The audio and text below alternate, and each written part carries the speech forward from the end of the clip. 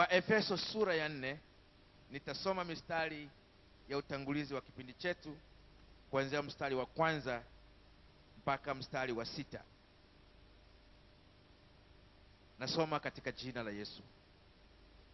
Kwa hiyo nawasihi mimi niliyemfungwa katika Bwana, mwenende kama inavyoustahili wito wenu mlioitiwa, kwa unyenyekevu wote na upole, kwa uvumilivu, mkichukuliana katika upendo, na kujitahidi kuhifadhi umoja wa roho katika kifungo cha amani. Mwili mmoja na roho mmoja, kama na mlivyoitwa katika tumaini moja la wito wenu. Bwana mmoja, imani moja, ubatizo mmoja, Mungu mmoja, naye ni Baba wa wote, aliye juu ya yote na katika yote na ndani ya yote. Bwana Yesu asifiwe. Mistari hii ambayo tumeisoma, sisi wengi wetu ni wataalamu wa kuifundisha. Kwa hiyo nisingependa kuchambua kana kwamba naongea na Wakristo. Nimeisoma kama pitio, lakini kuna vitu fulani ambavyo nasukumwa kuviwekea mkazo katika somo hili. Tukumbuke kwamba kitabu cha Waefeso au waraka wa Waefeso waliandikiwa watakatifu, na mwandishi alipokuwa akiandika waraka huu alikuwa anazungumza kwa njia ya kalamu na watu waliozaliwa mara ya pili na kutimiza sifa zote ambazo Yesu aliainisha kwamba mtu akitaka kuingia au kuurithi ufalme wa Mungu lazima ayafanye. Kwa hiyo maandiko haya hayamhusu mtu yeyote ambaye hajaokoka, hata kama ni askofu.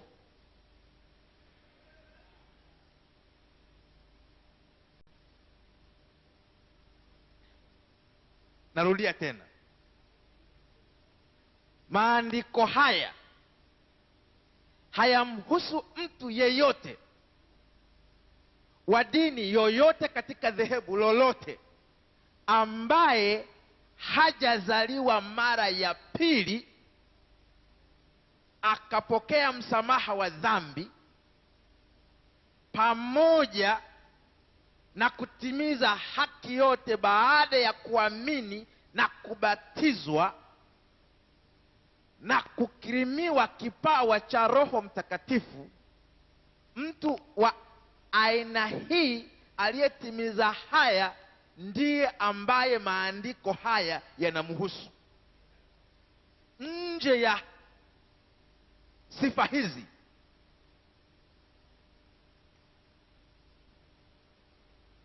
maandiko haya hayamhusu.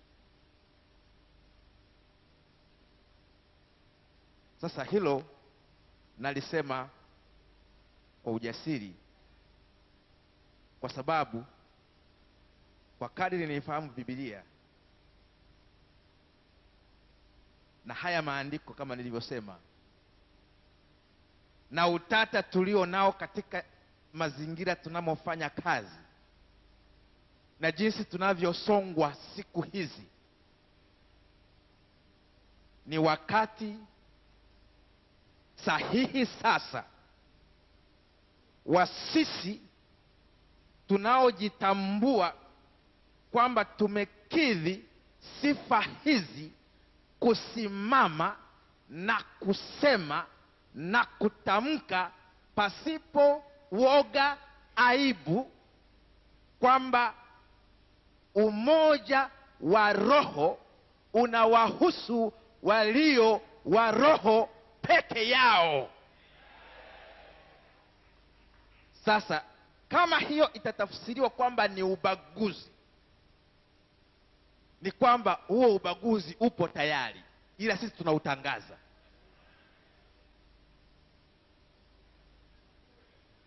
Hatufanyi ubaguzi sisi.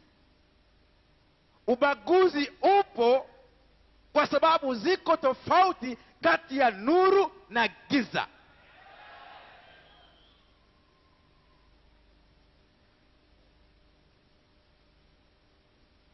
Sifa za wahusika katika umoja wa roho sio kwa sababu ni muumini wa dhehebu au mfuasi wa dhehebu fulani la Kikristo.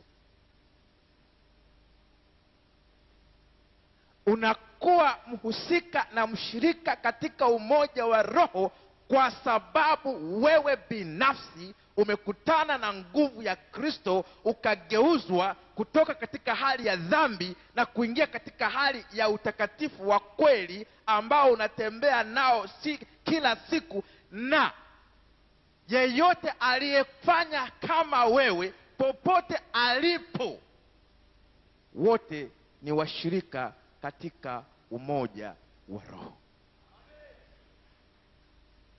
Na ndiyo maana ninafikiri shetani anatushangaa wa Pentekoste. Huwa haamini kwamba anachoona ni sahihi. Pale ambapo sisi ambao ndio kwa mujibu wa maandiko haya tumetimiza sifa, lakini hatuishi, shetani anashangaa.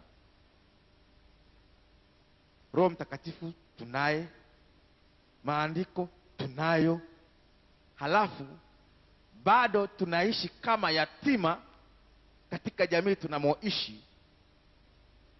Ati ama kwa sababu sisi ni wachache ndivyo tulivyoanza, au kwa sababu imani yetu haikubaliki, tumepingwa sana. Kwa hiyo tumefika mahali ambapo tukaona ni afadhali basi na sisi tujitambulishe kwa wengine kwa kucompromise misingi ya imani yetu, tukidhani kwa njia hiyo tunafanikiwa, lakini kwa njia hiyo tunapotea. Narudia tena neno la angalizo. Tunapaswa kuwa waangalifu na wanyenyekevu sana mbele za Mungu. Hatupaswi kumdharau mtu yeyote wa dini yoyote, wa dhehebu lolote. Hatupaswi kujiona kwamba sisi ni bora kuliko wengine ambao hawajaingia katika msingi wa imani kama tulionayo sisi. Lakini pia hatupaswi kukokotwa au kuburuzwa au kuvutwa na yeyote ambaye hajatimiza sifa za kitabu hiki.